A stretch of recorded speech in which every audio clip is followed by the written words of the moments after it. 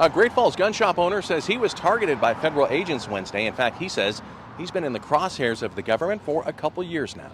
7:30 I came in and they pulled in behind me with 20 heavily armed agents. Tom Van Hoos says for 2 years his Highwood Creek Outfitters gun shop has been the subject of surveillance by state and federal agencies, including the FBI, OSHA, Homeland Security, State of Montana, and now the IRS. There was 20 IRS agents armed with ARs that stormed this guy's store. Tom Van Hoos, I met with him this morning. I stopped by the store to see if he could give me any more details. And they went through and searched his facility. He said they were polite, but, you know, people tend to be a little bit more polite and mannerly when everyone's walking around with an AR threatening them. This is stormtrooper type activity, and we are not used to seeing it in our country whatsoever. And this is the kind of activity that demonstrates why we were trying to, in the House of Representatives, to defund those additional 87,000 IRS agents. Now, here's what they took out.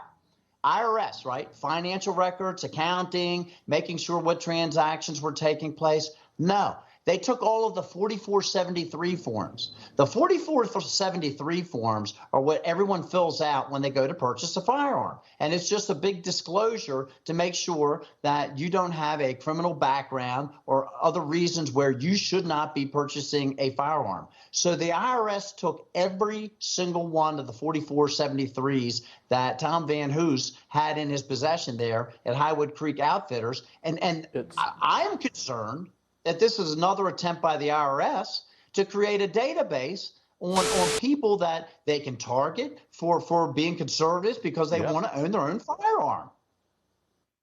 Now, Congressman, look, I mean, we're seeing a pattern here. They're going after moms and dads who speak out of school board meetings, going after pro-lifers, going after former President Trump, the guns drawn pre-dawn raids.